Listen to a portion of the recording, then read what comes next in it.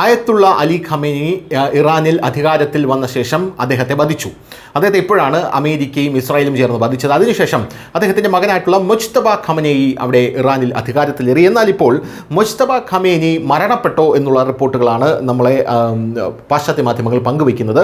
Iranian രാഷ്ട്രീയത്തിലും middle east യുദ്ധത്തിലും ഇതുവരെ ഉണ്ടായതിൽ വെച്ച് ഏറ്റവും വലിയ സ്ഫോടനമാണ് അവിടെ ഉണ്ടായിരിക്കുന്നത് എന്നുള്ള റിപ്പോർട്ട് പുറത്തു വരുന്നു.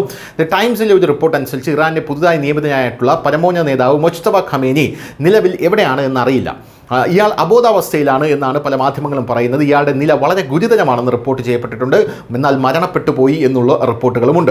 ഫെബ്രുവരി 28 പിതാവ് ആയത്തുള്ള അലി ഖമേനിയുടെ മരണത്തിന് കാരണമായ അതേ ആക്രമണത്തിൽ മുജ്തബയും മരണപ്പെട്ടു എന്നുള്ളതാണ് റിപ്പോർട്ട്. എന്നാൽ ഇറാൻ ഇത് മറച്ചു വയ്ക്കുകയാണ് എന്നുള്ളതാണ് പ്രധാനപ്പെട്ട കാര്യം. ഇറാൻ ഇത് മറച്ചു വെച്ചുകൊണ്ട് മുജ്തബ ഖമേനി അധികാരത്തിലേറിയതായി പ്രിറ്റൻഡ് ചെയ്യുകയാണെന്നുള്ളതാണ് വേറൊരു കാര്യം. ഇറാനിൽ പട്ടാളം ഈയിടയ്ക്ക് അധികാരം പിടിച്ചെടുത്തിരുന്നു. അതൊക്കെ മുജ്തബ ഖമേനി അവിടെ ഇല്ല എന്നുള്ളതിൻ്റെ ഏറ്റവും വലിയ തെളിവാണ് എന്നാണ് ഇവർ പറയുന്നത്. US ഇസ്രായേൽ ഇന്റലിജൻസ് ഗൾഫ് രാജ്യങ്ങളുമായി പങ്കിട്ട നയതന്ത്ര കുറിപ്പ് പ്രകാരം 56 വയസ്സുള്ള ഷിയ പുരോഹിതൻ മുജ്തബ ഖമേനി ഇപ്പോൾ ടെഹ്റാനിൽ നിന്ന് 87 മൈൽ അകലെയുള്ള വിശുദ്ധ നഗരമായ ഖോമിലെ ഒരു സ്വകാര്യ ആശുപത്രിയിൽ ചികിത്സയിലാണ്. മുജ്തബ ഖമേനി ഖോമിൽ ഗുരുതരാവസ്ഥയിലാണെന്നും ഭരണകൂടം എടുക്കുന്ന ഒരു തീരുമാനത്തിലും പങ്കെടുക്കാൻ കഴിയുന്നില്ലെന്നും മെമ്മോറിയൽ പറയുന്നു. പരമോന്നത നേതാവിൻ്റെ കൃത്യമായ സ്ഥാനം വെളിപ്പെടുത്തുന്നത് ഇതാദ്യമാണ്.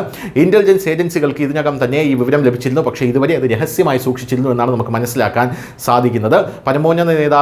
പരമോന്നത നേതാവ് ശരിക്കും ജീവിച്ചിരിപ്പുണ്ടോ എന്നുള്ള ചോദ്യങ്ങളാണ് പല ആൾക്കാരും ഉയർത്തുന്നത്. അധികാരമേറ്റതിന് ശേഷം മുജ്തബ ഖമേനി ഒരിക്കൽ പോലും പൊതുവേദികളിൽ പ്രത്യക്ഷപ്പെടാത്തത് ഇയാൾ ജീവിച്ചിരിക്കുന്നില്ല എന്നുള്ളതിൻ്റെ തെളിവായിട്ടാണ് ഇപ്പോൾ പല പാശ്ചാത്യ മാധ്യമങ്ങളും കാണുന്നത്. News desk Malayalam.